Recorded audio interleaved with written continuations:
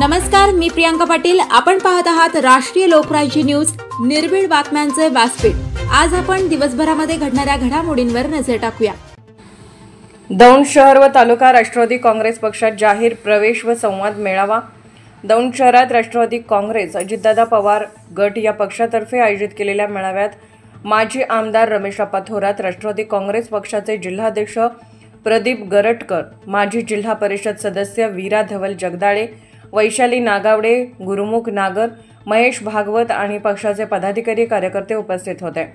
तसेच राष्ट्रवादी पक्षात जाहीर प्रवेश करणारे भारतीय जनता पार्टीचे माजी दौंड शहराध्यक्ष स्वप्नील शहा, मनोज फडतरे, माजी नगरसेवक नंदूभाऊ पवार, इतर अनेक पदाधिकारी याही राज्याचे उपमुख्यमंत्री माननीय अजितदादा पवार यांच्या उपस्थितीमध्ये राष्ट्रवादी पक्षात जाहीर प्रवेश केला आहे. याप्रसंगी अजितदादा बोलत होते. दौंड एक महत्त्वाचं जंक्शन आहे. दौंडमध्ये करण्यासारख्या बऱ्याच गोष्टी आहेत. अनेक जाती धर्माची लोक येथे गुण्यागोविंदाने राहतात. येथे रेल्वेचं चांगलं साधन आहे. शहराचे रस्ते चांगले आहेत. बारामती सारखं दौंडला पण शिक्षण संस्था उभा करू असे आश्वासन दिले आणि अनेक सरकारी सुविधांबद्दल माहिती देऊन कार्य करताना मार्गदर्शन केले.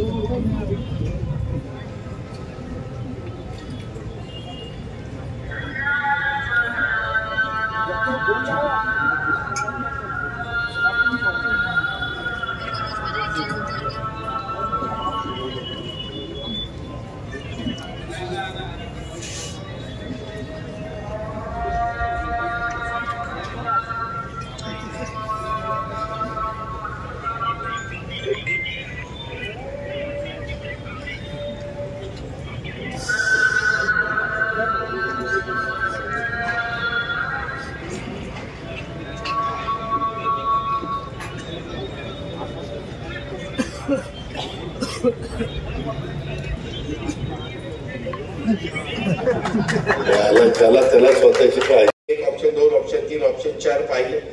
त्याच्यामध्ये एक ऑप्शन आम्हाला जवळपास पसंत आला. तो करायचं म्हटलं तर साधारण तिथं 25 कोटी रुपये खर्च येतो. मित्रांनो, मी मागच्या काळामध्ये माझ्या अनेकांच्या ओळखी झालेल्या आहेत. काही मोठे मोठे उद्योगपती आहेत. ते CSR देतात. त्यांचे करोडो रुपयाचा त्यांचा प्रॉफिट आहे. मी त्यांना म्हटलं की माझ्या भागामध्ये काही मला मदत थोडीफार करावी लागेल. त्यांनी सहज सांगता सांगितलं, ठीक आहे दादा, एखादं काम मला द्या.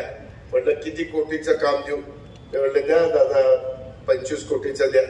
मी म्हटलं ठीक आहे 25 कोटी पण कमी तुम्ही बोललाय, पहिले सुरुवात करू आपण 25 कोटीने, पुढे झाल्यावर पुन्हा मी तुम्हाला जास्त मागीन. अशा पद्धतीनं ते 25 कोटीचं आता इंग्रजी माध्यमाचं स्कूल इथून 1.5 किलोमीटरवर त्या बाबतीमध्ये आपण काम सुरू करणार. आज तुमच्या दौंड शहरामध्ये देखील इंग्रजी माध्यमाची स्कूल आहे, त्याबद्दल दुमत नाही. परंतु जसं मगाशी स्वप्नील भैयांनी सांगितलं की दादा काही पॉलिटेक्निक सारखे कोर्सेस किंवा काही, तर मी आप्पा तुम्हाला आठवत असेल स्वर्गीय सुभाष अण्णा कुल हयात असताना आप्पांचं सुभाष अण्णांचं एक स्वप्न होतं की भीमा पाटस कारखान्याची कॅपॅसिटी 5000 टनाची वाढवायची. आणि जसं शिवनगरला आम्ही माळेगाव शैक्षणिक संकुल उभं केलंय, सोमेश्वर नगरला एक शैक्षणिक संकुल उभं केलंय, तशा पद्धतीनं शैक्षणिक संकुल उभं करायचं असं आप्पांच्या अण्णांच्या मनात होतं. परंतु काळाच्या नियतीच्या पुढे आपलं कुणाचं काही चालत नाही. फार आकस्मिकरित्या अण्णा आपल्याला सोडून गेलेत. मी त्यांना भावपूर्ण श्रद्धांजली अर्पण करेन. पण त्यांचं ते राहिलेलं अधुरं स्वप्न, त्याच्यानंतर कारखान्याचं काय झालं त्याचं आता राजकारण करत बसत नाही. ती कारखाना होता कुणाचा, चालवतोय कोण, आलाय कुठनं, नाही बरोबर ना? अरे आपली ही अवस्था आहे का रे? परराज्यातल्या माणसांनी येऊन दौंड तालुक्यातल्या शेतकऱ्यांनी कष्टाने पिकवलेला ऊस हा गाळण्याच्या करता आपल्यात कुणाच्या दमक नाही? अरे काय तुमची अवस्था? हे काय सगळ्या दुनियेला जमत, तुम्हाला जमत नाही म्हणजे कुठेतरी तुम्ही कमी पडला. याच्यामध्ये कुठेही याचा काहीतरी विचार करा ना. हा पाणी उडतंय तुम्हीच मिळून देत, आम्ही पाणी टाकायला आलो नाही.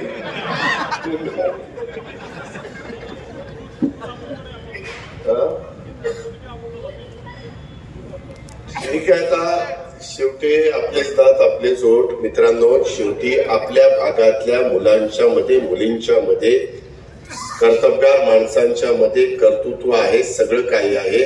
फक्त योग्य पद्धतीची संधी योग्य ठिकाणी योग्य लोकांना द्यायची असते. आणि मग उगीच म्हणत बसायचं नाही.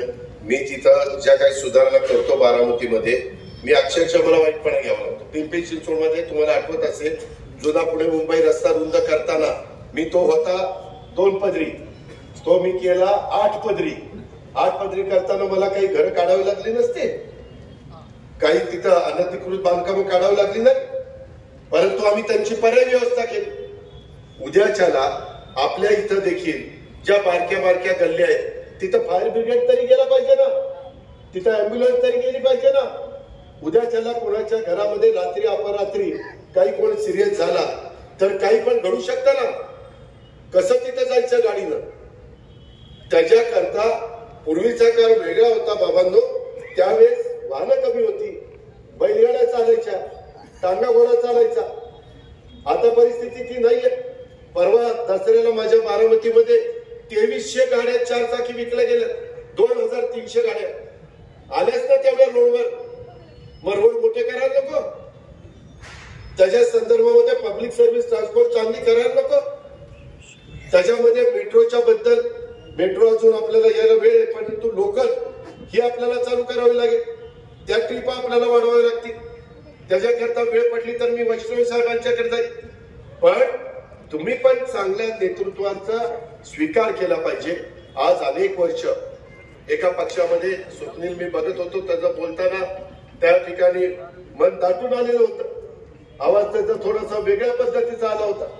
माणसाला वाईट वाटतं की ज्याचं आम्ही इतकं लहानाचं मोठं करायला अक्षरशः हातावरच्या फोडाला जसं आपण जपतो तशा पद्धतीनं जर ते जपलं आणि आज काय अवस्था झाली. पण आपल्याला विकास करायचा. मी शब्दाचा पक्का आहे, मी त्याच्यामध्ये कामाचा माणूस आहे, मी बेन कामाचा माणूस नाहीये. तुम्ही माझ्या कुठल्याही संस्था बघा, आज मी ती चांगल्या पद्धतीने चालवतोय. मला आता नाईलाज असतं माळेगाव कारखान्याला चेअरमन व्हावं लागलं. काल मी 3450 रुपये भाव काढला. अजून 100 रुपये जास्त निघाला असता, परंतु मागच्या वेळेस आम्ही कोजनला 1.5 रुपयाची सवलत दिलेली होती, ती यावेळेस अजून आम्हाला देता आली नाही. नाहीतर पोपटराव 3550 रुपये भाव दिला असता. सगळी सोंग करता येतात, पैशाचं सोंग करता येत नाही. आणि त्याच्यामुळे दूध संस्था चालवत असताना, मार्केट कमिटी चालवत असताना, खरेदी विक्री संघ चालवत असताना, नगरपालिका चालवत असताना, मी माझ्या बारामतीच्या नगरपालिकेचे रोड आणि बाकीच्या सुविधा बघा, पाण्याची सोय कशा पद्धतीने केली बघा, तिथं लोकांना बसायला बिसायला संध्याकाळच्या वेळेस कसं केलं बघा. आता बऱ्याचशा बारामतीतल्या सुना ह्याच्या आधी म्हणायचं इकडे कशाला आले, आता म्हणतात फार चांगलं झालं मी बारामतीत आले. एवढं व्यवस्थितपणे सगळं कायदा सुव्यवस्था व्यवस्थित, कुणाची दादागिरी गुंडगिरी दहशत चालून देत नाही. कोण असेल किती मोठ्या बापाचा तू तुझ्या घराचा, इथं गरीब असू श्रीमंत असू मध्यमवर्गीय असू, ज्याने त्यांनी मानाने राहावं, मानाने जगावं, स्वच्छतेला महत्व द्यावं, आपला आपला धंदा चोखपणे करावा. या बोटाचा धोका त्या बोटाला, त्या बोटाचा धोका ह्या बोटाला चालणार नाही, याची टोपी त्याला त्याची टोपी ह्याला चालणार नाही. या पद्धतीनं मित्रांनो, कधी कधी माझा जरा कडक स्वभाव काही न वाटतं याला चिडलाय का काय कुणाला माहिती, पण माझा आवाजच तसा आहे. आता आईबापाने जन्म दिला, आवाजाला मी काय करू, माझा नाही बारीक आवाज, त्याला काय करायचं. पण मी माझं बोलणंच तसं आहे, पण मी समाजाच्या करता बोलत असतो, वैयक्तिक माझ्या स्वतःच्या स्वार्थाकरता बोलत नसतो. या गोष्टीचा विचार आपण त्या बाबतीमध्ये करा. आणि अजूनही माझं सतत लक्ष आहे, एआयचा वापर करून नवीन पद्धतीचं शिक्षण देखील उद्याच्या काळामध्ये आपल्याला इथं उपलब्ध करून द्यावं लागणार आहे. आज बरेचसे मुलं मुली आम्ही ते पारितोषिकाचे देत होतो, त्यावेळेस मी विचारत होतो कोण सांगलीवरून आलंय, कोण बार्शीवरून आलंय, कोण बीडवरून आलंय, कोण लातूरवरून आलंय. वेगवेगळ्या भागातली आपल्या दौंडची पण मुलं मुली बरीच माझ्याकडं शिकायला बारामतीमध्ये आहेत, आपल्या कर्जत मधली आहेत, माढ्यामधली आहेत, इंदापूर मधली आहेत, वेगवेगळ्या भागातली आहेत. शेवटी सगळ्या मुलांचं भलं झालं पाहिजे, माझ्या लाडक्या बहिणींचं भलं झालं पाहिजे, ही आम्हा लोकांची त्या बाबतीमध्ये भूमिका आहे. आणि म्हणून इथं यावरती सत्यता पाहूनच कारवाई करावी, नाहीतर उगीच अजित पवारचा फोन आलाय याला याच्यावर घ्या ऍक्शन, असं नाही. अजित पवार उपमुख्यमंत्री असला तरी त्याला पण नियमाप्रमाणेच वागलं पाहिजे, त्यांनी पण घटनेचा आदर केला पाहिजे, संविधानाचा आदर केला पाहिजे, त्याच पद्धतीने त्याचं काम असलं पाहिजे. हीच गोष्ट बाकीच्या सगळ्यांना लागू आहे. त्याच्यामुळं जो काही अशा प्रकारचा त्रास देण्याचा प्रयत्न केला तर लोक ते फार सहन करत नाही. ही पण गोष्ट आपण सगळ्यांनी या निमित्तानं ध्यानात घ्या. आणि हे सगळं होत असताना मी अनेक प्रकारच्या रस्त्याला दौंड तालुक्यामध्ये निधी दिलेला आहे. PMRDचा पण निधी दौंड तालुक्याला आलेला आहे. त्याच्यामध्ये वेगवेगळ्या पद्धतीनं आम्हाला आता पुढे टप्प्यात जर शक्य असेल तर जसं मांजरा, गोदावरी, त्याच्यामध्ये सिंदफणा, त्यामध्ये तापी, या नद्यांना तिथं बॅरेजेस केलेले छोटे छोटे धरणं, आणि त्याच्यातून तिथं मोठ्या प्रमाणात शिवार पोलिताखाली आलं. आपल्या इथलं जे काही हे आहेत केटीवेर आहे, ते केटीवेरची अवस्था आता खूप जुनी झालेली आहे. त्याचं रूपांतर आता काही आम्ही मराठवाड्यामध्ये बॅरेजेस मध्ये केलं आणि त्याच्यातनं त्यांचा फायदा झालेला. तशा पद्धतीने आपल्याला करावं लागेल. मगाशी स्वप्नील भैया का कोणीतरी म्हणालं किंवा आमच्या इकडं लोक जातात दर्शनाच्या करता सिद्धटेकला, अनेक लोक महाराष्ट्रात येतात, काही तर 24 तासात अष्टविनायकाचं दर्शन घेण्याचा संकल्प सोडतात आणि ते मोरगाववरून सुरुवात करतात आणि शेवट पुन्हा मोरगावला करतात. त्याच्यातली 5 तर देवस्थानं आपल्याच पुणे जिल्ह्यामध्ये, त्याच्यातलं एक सिद्धटेक जवळपास पुण्यातच असल्यासारखं, फक्त नदी ओलांडायची तिथं येते अहिल्यानगर मध्ये, कर्जत तालुक्यामध्ये, आणि 2 पालीला आणि तिकडं महाडला.